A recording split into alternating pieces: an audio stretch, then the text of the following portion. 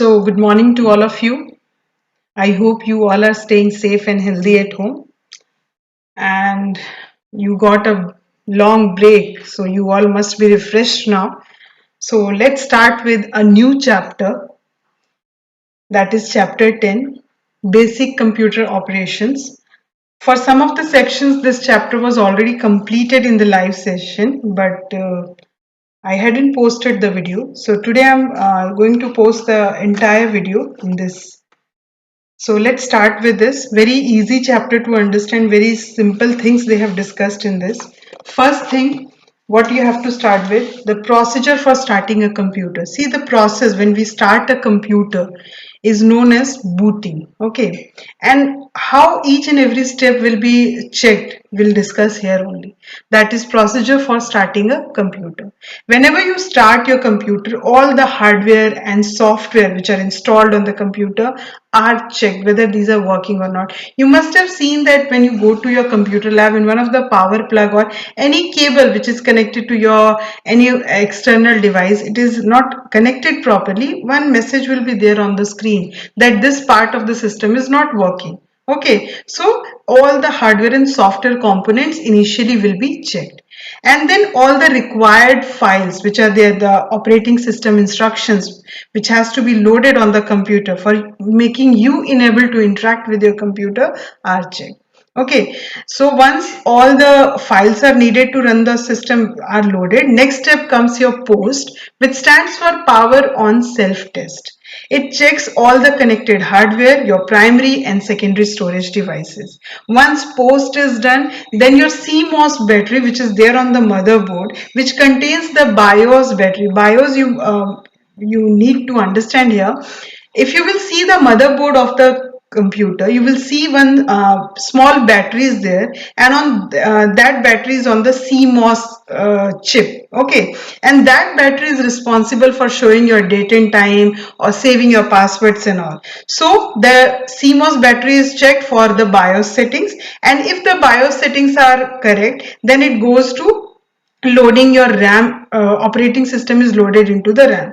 So initially, the first step which it does is post, then BIOS settings are checked, and finally the OS is loaded into the RAM.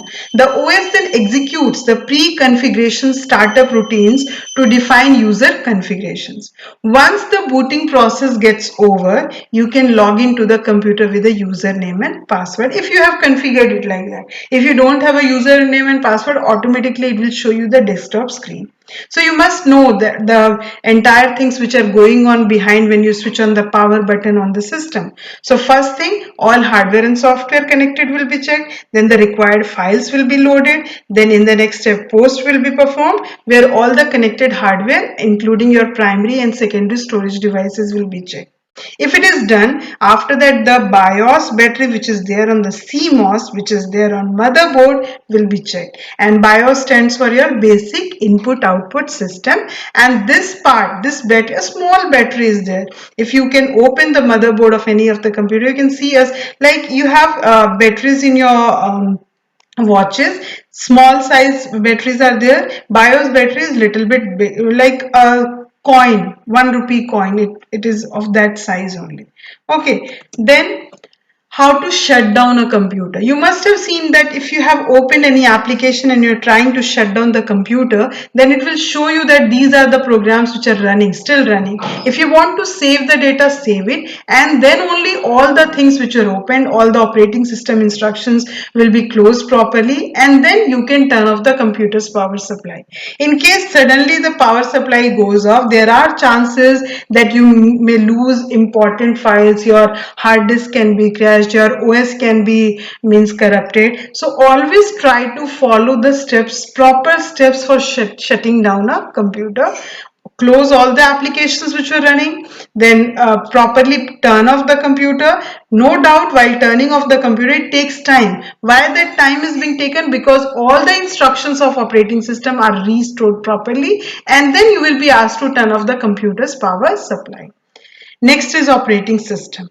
We have already discussed it so many number of times, that means number of times. What is an operating system? It is an interface between the person who is using the computer and the computer itself.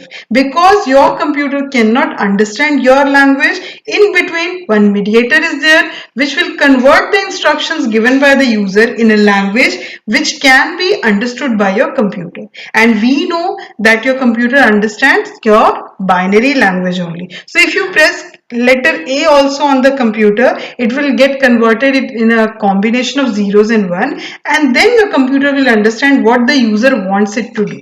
Okay, so we can say that it is a master program which makes your PC alive and helps in running different applications. Okay, so they have given a very good example that it works like the principal of your school.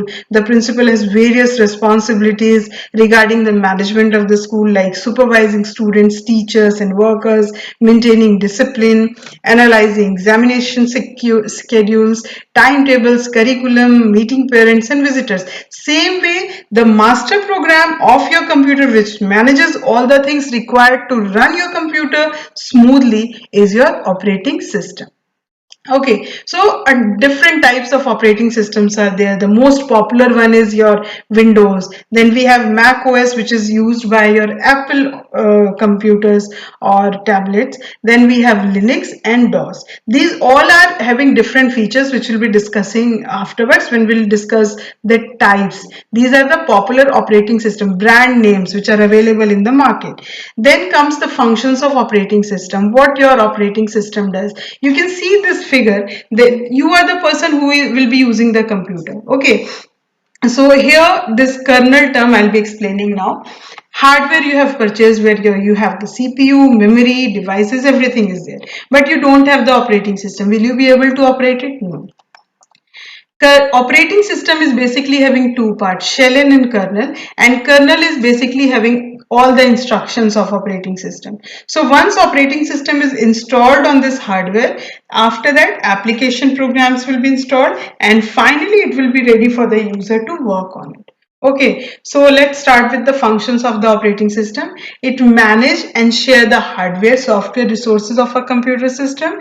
It provides an interface to the users to communicate with the computer system. It helps to communicate with each application or interactive user about the status of the operation and any errors that may have occurred. You must have seen that number of error messages which are coming in between a program is not functioning. It will show you the message that this particular program is not responding. Do you want to close it? Do you want to wait? So all those error messages are being displayed by your operating system. It also helps to block the unauthorized access to the system. Suppose you have configured your computer to log in with a username and password, and an external user who doesn't know your username and password has many times they have tried and all the failed attempts are there. They have entered wrong username and password and it is not getting matched. So after some attempts it will lock the system that nobody can, after some times only it can be used. So these are the things or functions of the operating system. Next comes the types of operating system. If you will talk in general, we have basically two types. Here they have categorized in a general way, but basically we have two types. One is your text operating system, or you can say the character based operating system, and another one is your graphical user operating system. Character means every action which you are going to perform will be done with the help of a command only, and graphical user interface means you have your mouse, menus, icons, here to click to do this thing, there to click to do that thing. Everything is visible on the screen. You don't have to learn commands in that case. So in a general way means in if you will talk what are the different types of operating systems, you can start like character command based operating system, and another one is graphical user interface. According to your book, we'll start with single user operating system, graphical user operating system or user interface, multi-user operating system, multitasking operating system, and multi-threading operating system. Multi-threading nowadays in very much of use. I'll explain how you people only are using it. Single user operating system means it will not support any other user operating system. In this type of operating system, you cannot means allow multiple users to log in at the same time. Like the computers which are part of a network, those computers can be used by multiple users at the same time. But here, a single user can use at the single point of time. Some of the examples of these operating systems are Microsoft Windows 3.1, Microsoft Windows 95, and Microsoft DOS. Then comes graphical user interface. This operating system is a graphic based and interactive in nature. Why this term interactive? Like if you're working with this type of interface, you don't have to, if you don't have any knowledge also, by seeing the icons on the screen only, you can identify that while clicking on this, what will happen. If I open this application, what will happen. So this is very interactive by nature. Examples are Windows OS, then Mac OS and Linux. Next comes multi-user operating system. Unlike single-user operating system, multi-user operating system allows multiple users to log in at the same time and they can work on the same computer. Means these computers can be part of a network where one user who is sitting on some other computer can log into the second computer also. So some of the examples here are Linux, Unix, Microsoft Windows 2000 onwards. Then multitasking operating system. Multitasking means multiple applications can be used at the same point of time. Like if I have played some music file at the background and now I'm typing something on the front screen, then both the applications can be run simultaneously. I don't have to close the music file which is running at the background. Both will be running at the same time. So these are known as multitasking. Multiple tasks are performed like your Microsoft Windows 9X, Windows 2000 onwards, Linux operating systems, etc. Then comes multi-threading operating system. This type of operating system allows different applications parts, means threads or parts, those parts are known as threads. Different threads of an application to be run on different computers by different users simultaneously. Like your online games, you invite your friends and you all compete online with the same game. So these OS are known as multi-threading operating system. Next is your disk operating system. This is a type of operating system. In this one, for every task, you can see this DOS prompt, this is the black screen. I'll show it now. This is a type of system software that runs from a hard disk drive. It is a command line operating system where a user needs to type the commands for every action to be performed on the computer. DOS can support multiple directories, networking, enhanced memory management, text editing functions. So these are basically the advantages or features of DOS. Let me show you how it will be used. Um, for this, I have to minimize it. On the search box, you type command prompt. You will get the command line. This is DOS operating system. Okay, right now I am using C drive, their users folder, and then in Ashok Singh's folder. If you want to come out of it, I don't have any option that how to close this. You will have to use this command cd dot dot. Then you can come out of it. You can see the path now. If you want to create a folder there, like I want to create a folder by my name, then I will use the command mkdir. Mkdir means file folders in DOS are known as directories. Okay, so mkdir basically stands for make directory. Give some space and give the name of the folder which you want to create. I have created. Here in users, you're not supposed to make a directory. So I'll have to enter the owner or the user. Admin is this name cd, and there only I can make any directory. Okay, create it. It is already existing, so change it, give any other name, done. If you want to enter it, then cd command will be there, enter. If you want to come out of, then cd dot dot. If you want to delete it, then del, then name of the file. This way, it will give you an error message. Do you want to delete it? For yes, you type Y. For no, type N. I want to delete it. It has been deleted. So this is your DOS or disk operating system. So this one done. Next is your Linux operating system.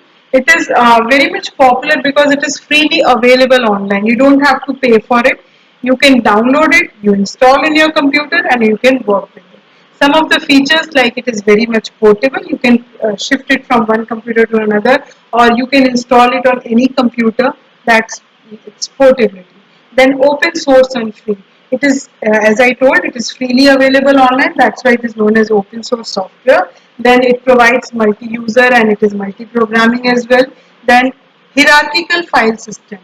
Hierarchical file system we had already done. Here one root file will be there, a root directory will be there, and inside that subdirectories are created and then your files are stored.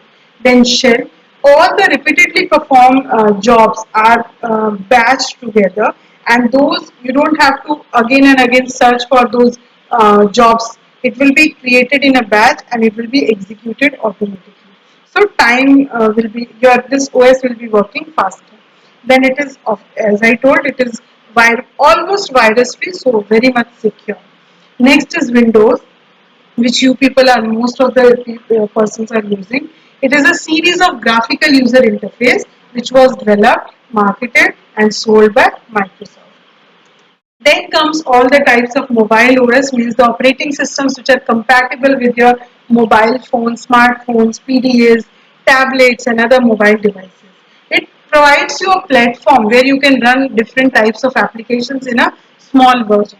So different types of mobile operating systems are your BlackBerry, then Android, iOS, Symbian, and Windows Mobile. First, we'll discuss about Android operating system. It is the operating system which was initially developed by Android Incorporation and afterwards it was purchased by Google. And it is also open source. It can be installed on any, if it is any type of device where it can be installed. It's not like it can be installed on only Nokia phone, only your a particular brand is given there only it can be used. It is open source. It can be installed on any device other than your Apple devices. The green robot is the logo for the Android operating system. Next comes Symbian operating system. It is a mobile operating system which is specifically created for smartphones. Symbian was originally developed by Symbian Limited and is currently maintained by Accenture. Symbian was primarily used by Nokia.